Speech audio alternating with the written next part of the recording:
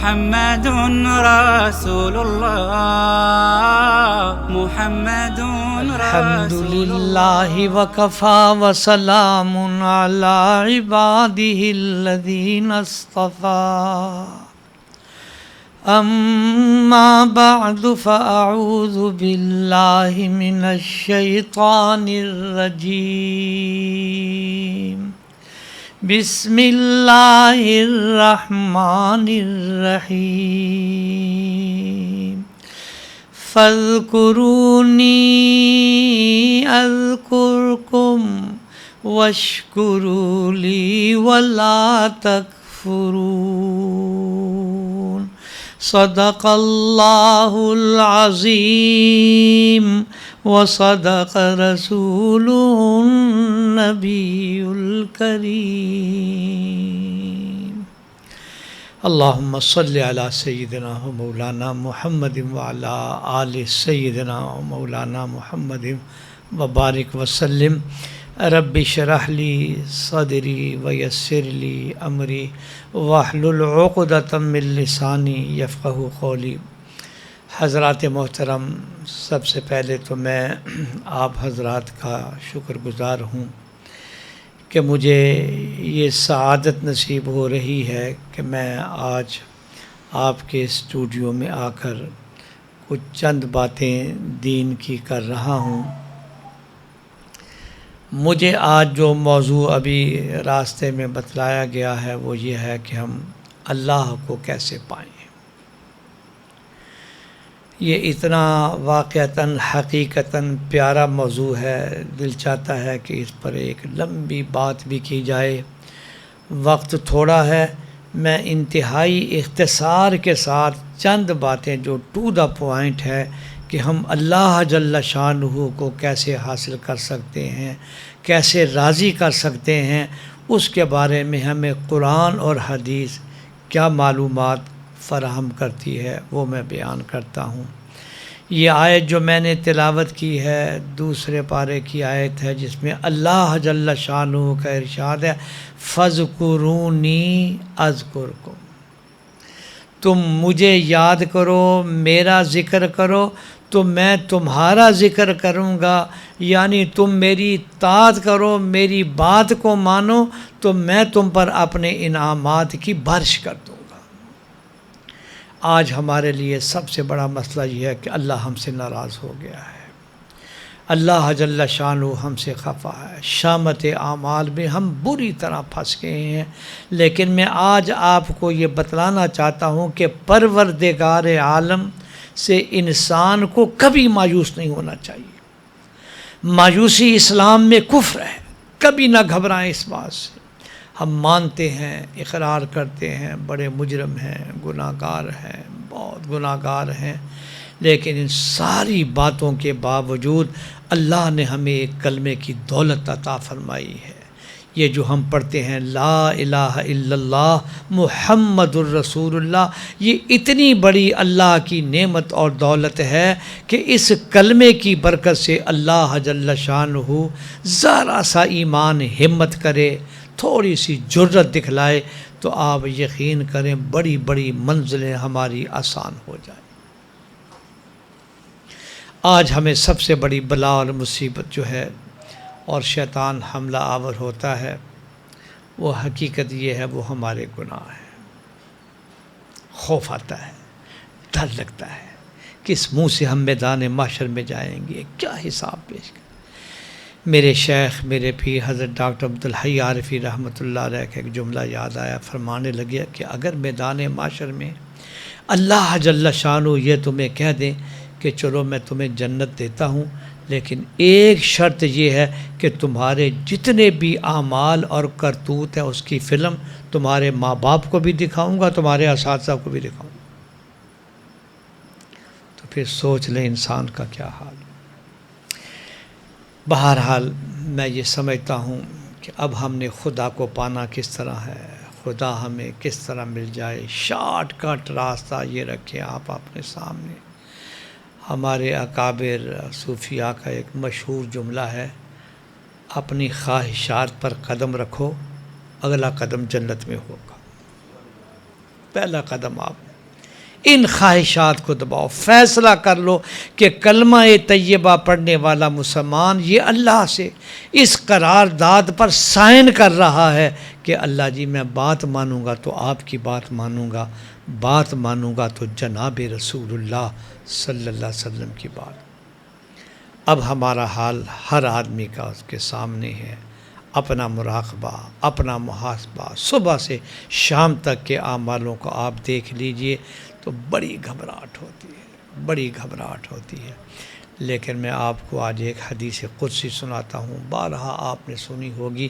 پروردگار عالم فرماتے ہیں جب بندہ مجھے یاد کرتا ہے نا، تنہائی میں یاد کرتا ہے تو میں تنہائی میں یاد کرتا ہوں، وہ مجھے اگر جماعت میں یاد کرتا ہے تو میں فرشتوں کی جماعت میں یاد کرتا ہوں، وہ میری طرف ایک بالشت آتا ہے میں ایک گز آگے آ جاتا ہوں، وہ ایک گز آتا ہے تو میں 2 گز آگے آ جاتا ہوں، اور وَإِنْ أَتَانِي يَمْشِي أَتَيْتُهُ هَرْوَلَةً، اور اگر وہ میری طرف چل کر آتا ہے تو میں دوڑ کر اس کی طرف آ جاتا ہوں۔ پروردگار عالم نے اپنی رضا کے اتنے راستے کھولے ہوئے ہیں۔ میرے والد بانی جامعہ شفیع حضرت مفتی محمد حسن، اللہ ان کی قبر کو نور سے بھر دے، فرمایا اتنے راستے کھولے ہیں جتنے امت کے سانس ہیں۔ میں آپ لوگوں کو ایک بات یہ کہنا چاہتا ہوں، بیت اللہ شریف میں باب فہد سے داخل ہوں تو سعودی حکومت نے قرآن کریم کی ایک آیت کا انتخاب کیا، لکھا ہے وہ آیت یہ ہے وَمَنْ يَعْمَلْ سُوءًا أَوْ يَظْلِمْ نَفْسَهُ ثُمَّ يَسْتَغْفِرِ اللَّهَ يَجِدِ اللَّهَ غَفُورًا رَحِيمًا، جس کا مفہوم یہ ہے کہ ایک آدمی عمر بھر گناہ کرتا رہا، اپنی جان پر اس نے بڑا ظلم کیا ہے، پھر اللہ کی بارگاہ میں معافی مانگنے کے لیے آیا ہے تو اللہ کو بڑا بخشنے والا بھی پائے گا، بڑا رحم کرنے والا بھی۔ یہیں آپ کے کراچی کے اندر ایک بابا نجم احسن شاید نام سنا ہو، حضرت تھانوی کے خلیفہ تھے، ان کے نام کا ایک بازار بھی یہاں پر ہے، شاعر بھی تھے۔ ایک نوجوان آئے، کہنے لگے حضرت مجھ سے بڑا گناہ سرزد ہو گیا ہے، میں بے چین ہوں، مجھے سکون نہیں مل رہا۔ حضرت نے فرمایا 2 رکعت توبہ پڑھو، آنکھوں سے رو، اللہ سے معافی مانگو، اللہ تعالیٰ معاف۔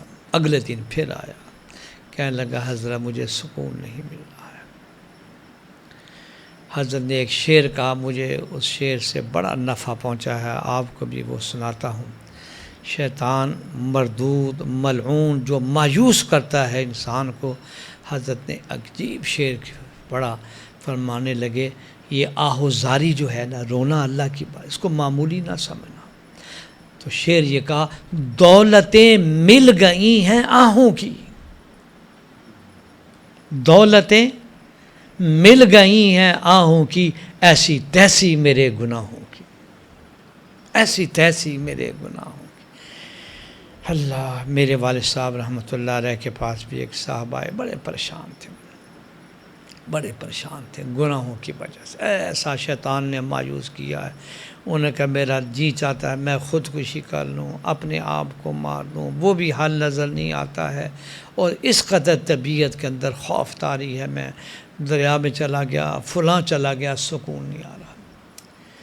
ابا جی رحمۃ اللہ علیہ نے کہا میری بات سنو، قرآن کریم 5واں پارہ ہے، آخری آیت ہے، وہ یہ ہے، حق جل شانہ فرماتے ہیں ما یفعل اللہ بعذابکم ان شکرتم و آمنتم وکان اللہ شاکرا علیما۔ کیا کرے گا اللہ تم کو عذاب دے کر؟ خداوند کریم کو عذاب دے کر تمہیں کو مزہ آتا ہے؟ یہ قرآن کہہ رہا ہے، ہمارا خالق، ہمارا مالک اور ہمارا رب، کیا کرے گا اللہ تم کو عذاب دے کر؟ خدا کو خدا تو مان لو، اس کے شکر گزار بندے بن لو، اللہ تو بڑا قدر کرنے والا ہے، سب کچھ جاننے والا ہے۔ میں ایمانداری سے عرض کرتا ہوں، خداوند کریم کو پانا ہو سچے دل سے، حضرت صلی اللہ علیہ وسلم کا یہ وظیفہ 2 رکعت نماز نفل توبہ پڑھیں، اور حدیث میں آتا ہے کہ ایک آنسو یا جمع کا سب لفظ ہے دموع، 3 آنسو نکال دو، اور پھر وہ آنسو اللہ کی بارگاہ میں توبہ کرو کہ یا اللہ بالغ ہونے سے لے کر آج تک مجھ سے جتنی غلطیاں اور گناہ سرزد ہوئے ہیں اللہ جی میں معافی مانگتا ہوں، اور پھر اپنے گناہوں کا ذکر نہ کرو، بھول جاؤں گا۔ مولانا اکرم صاحب، حکیم اختر صاحب کا ایک تاریخی جملہ فرمانے لگے، اے انسان تو غور کر، تو گناہوں کو یاد کرنے کے لیے آیا کہ اللہ کو یاد کرنے کے لیے آیا ہے جی؟ کیوں گناہوں کو یاد کر کے اپنے آپ کو تباہ و برباد کر رہا ہے؟ اللہ نے تو تجھے کہا تھا فذکرونی، اور تو صبح سے شام سے لے کر اپنے گناہوں کو یاد کر رہا ہے۔ حکیم الامت مجدد الملہ حضرت تھانوی رحمۃ اللہ علیہ سبحان اللہ فرمانے لگے، ایک مٹھی بھر بارود جب پہاڑوں میں رکھتے ہیں، یہ سیمٹ والے ٹکڑے ٹکڑے کر دیتے ہیں اس کو، چھوٹا سا بارود، فرمایا جب ایک مٹھی بھر بارود میں یہ قوت ہے کہ پہاڑوں کو وہ ٹکڑے ٹکڑے کر دیتا ہے، تو کیا خداوند کریم کی وہ رحمت جو کائنات کے ذرے ذرے پر پھیلی ہوئی ہے، غیر محدود رحمت ہے، یہ ہمارے گناہوں کے بارودوں کو نہیں اڑا سکتی؟ میرے شیخ حضرت ڈاکٹر عارفی رحمۃ اللہ علیہ فرماتے تھے، اس وقت کراچی کی 1 کروڑ کی آبادی تھی، اب تو کہتے ہیں 2 کروڑ سے بھی متجاوز ہے۔ ہمارے کراچی کی 1 کروڑ آبادی کا بول و براز پیشاب اور پخانہ سمندر میں جاتا ہے، ایک لہر آتی ہے سارا سمندر پاک ہو جاتا ہے۔ تو میرے شیخ کہنے لگے، اللہ کی مخلوق سمندر کی ایک لہر میں یہ قوت ہے کہ 1 کروڑ انسانوں کا گند جو ہے وہ اڑا کے رکھ دیتی ہے، تو کیا خداوند کریم کے سامنے جب سچے دل سے توبہ کی جائے تو پھر اللہ جل شانہ معاف نہیں کریں گے؟ حضرات محترم، رمضان آ رہا ہے، قیمتی ایام آ رہے ہیں، ایک ایک لمحہ میرا قیمتی ہے، میں ایمانداری سے دیانتداری سے کہتا ہوں، اور اگر اللہ کی قسم کھاؤں تو اس میں مبالغہ نہیں ہوگا، ایک آدمی اخلاص کے ساتھ نیت صحیح کر کے یہ فیصلہ کر کے قدم اٹھائے کہ میں نے آج کے بعد اپنے اللہ کو راضی کرنا ہے، تو پھر پروردگار عالم اس کے ایک نہیں سینکڑوں راستے کھول دے، سینکڑوں راستے، ارادہ صحیح ہو تو پھر اللہ جل شانہ کا نظام ہے کہ وہ اللہ جل شانہ رحمت کا پھاٹک کھول دیں گے۔ آج ہم اللہ کی بارگاہ میں یہ وعدہ کریں کہ یا اللہ، ماضی میں جو ہوا سو ہوا، اے اللہ ہمیں تو معاف فرما دے، اے اللہ آئندہ ہم گناہوں سے بچنے کی کوشش کریں گے، اگر گناہ ہو جائیں گے تو یا اللہ پھر ہم معافی مانگیں گے۔ حضرت تھانوی رحمۃ اللہ علیہ کا ملفوظ ہے، فرمانے لگے، توبہ اگر دل سے نہیں نکلتی تو زبان ہی چلاؤ، خام خواہ توبہ کو دشوار سمجھ لی ہے۔ پھر فرمانے لگے کہ دیکھو توبہ کرنے میں کوئی پھاوڑے تو نہیں چلانے پڑتے، میں توبہ کرتے رہو، اس سے اللہ کی محبت بڑھے گی، تعلق مع اللہ بڑھے گا، خداوند کریم کا قرب نصیب ہوگا۔ حضرات محترم، اللہ مجھے بھی اور آپ کو بھی سچی صحیح توبہ کرنے کی توفیق عطا فرمائے۔ یہی واحد ذریعہ ہے اللہ کو راضی کرنے کا، یہی ذریعہ ہے جناب رسول اللہ صلی اللہ علیہ وسلم نے بیان فرمایا، یہی ذریعہ ہے جو قرآن نے بار بار فرمایا۔ 19واں پارہ آخری رکوع ہے، آپ تلاوت کر لیجئے، دیکھیں اللہ فرماتے ہیں مجھے چاہتے ہو، میری رحمت چاہتے ہو، تو فرمایا لولا تستغفرون اللہ، کلمہ لولا ترغیب کے، تمہیں کیا ہو گیا، تم کیوں نہیں اللہ سے معافی مانگ لیتے ہو، لعلکم ترحمون، تاکہ اللہ تم پر رحم فرمائے۔ یا اللہ ہمیں سچی توبہ کی توفیق عطا فرما۔ سبحان ربک رب العزت عما یصفون وسلام علی المرسلین والحمد للہ رب العالمین، آمین آمین برحمتک یا ارحم الراحمین۔ زندگی رہی، عافیت رہی تو انشاءاللہ پھر تفصیلی ملاقات ہوگی۔ میری طرف سے تمام سامعین کو السلام علیکم ورحمۃ اللہ وبرکاتہ۔